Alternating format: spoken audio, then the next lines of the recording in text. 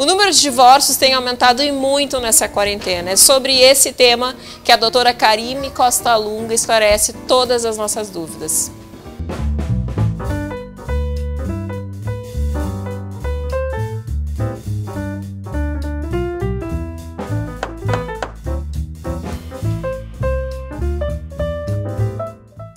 Bom dia, o meu nome é Karime Costa Lunga e eu estou aqui novamente para conversar com os senhores sobre direito de família. Aqui no Sinta-se Bem, no nosso quadro Falando Direito em Família.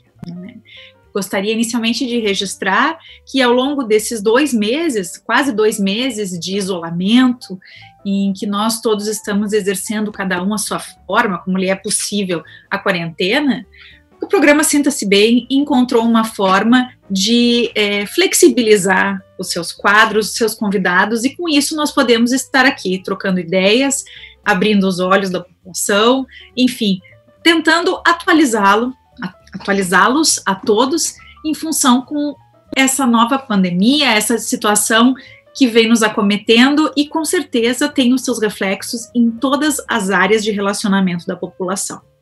A mim cabe falar sempre sobre as questões de direito de família. Se não a mim, a Sálua, que vai estar aqui com os senhores em qualquer oportunidade, em qualquer momento, possivelmente após o fim dessa pandemia, vamos ver, não é?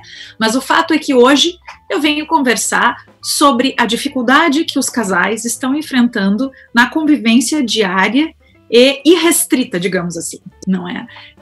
Casais que eventualmente passavam o dia inteiro fora, homens, mulheres, enfim, não se discute sexo, não se discute preferência, mas sim estamos falando daquela imposição para que, de repente, de uma hora para outra, inclusive com a ameaça de um problema de saúde que está batendo em todas as portas, não é? Os casais estão se vendo obrigados a reaprender a conviver tão perto, tão continuamente, como até eventualmente poderiam ter esquecido, não é? Ter desaprendido, ou até poderiam até ter olvidado que eventualmente não era mais aquilo que quereriam, não é? E com isso, com essa convivência que é forçada, sim, não é? As pessoas trabalhando de casa e cuidando dos filhos, ensinando a matéria num trabalho conjunto com os professores, não é? Toda essa pressão, essa tensão que se estabelece dentro da família pode acabar ocasionando, inclusive, episódios de violência doméstica. E eu venho dizer para os senhores que violência doméstica não tem interesse, não tem conta bancária, não é? Não tem sexo, simplesmente acontece nos melhores lares, não é?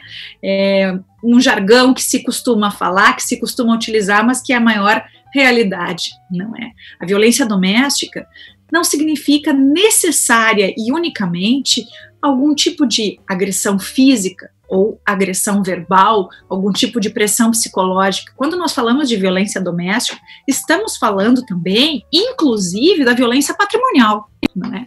Muitas vezes nós vemos casos em que um dos dois, aquele que é mais forte, que é o provedor, que é o que administra as finanças do casal, este acaba alijando ao cônjuge de tal forma que o cônjuge mais enfraquecido não tem condição sequer de usar o seu cartão de crédito, que lhe foi bloqueado, digamos, não é? Não tem acesso às contas bancárias. Isso tudo constitui, de certa forma, uma violência doméstica de cunho patrimonial, não é?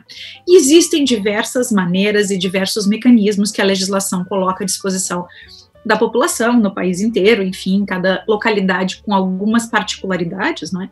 Mas existem mecanismos, sim, que o legislador proporciona para o cidadão, para que busque a sua segurança, para que busque o seu resguardo, seja em qual for a esfera de violência doméstica. Então, se os senhores estão passando por algum tipo de situação dessa forma, algum tipo de agressão física, algum tipo de agressão verbal e pressão psicológica, não é? É o vulgar, o reconhecido, o bullying. Existem diversas formas que isso seja realizado, inclusive no seio da família. Existem mecanismos para que se procure que isso cesse. Ah, mas e a pandemia? A pandemia é outro fator que está potencializando essas ações, claro, naquelas pessoas que já tinham características ou que eventualmente até já efetivavam algum tipo de violência contra o seu parceiro, não é? Mas o fato de estarmos todos convivendo e obrigatoriamente faz com que sim, essa panela de pressão esteja vibrando muito mais do que antigamente nós sabíamos e nós estávamos acostumados. E o que acontece é que a pandemia, que hoje é um fator que pode proporcionar um aumento dessa violência, por outro lado, não vai ser o elemento a dificultar que cesse esse tipo de agressão. Ah, mas a gente só não temos um lugar para promover a separação de corpos, para cada um rumar, somos obrigados a ficar no mesmo teto. Perfeito.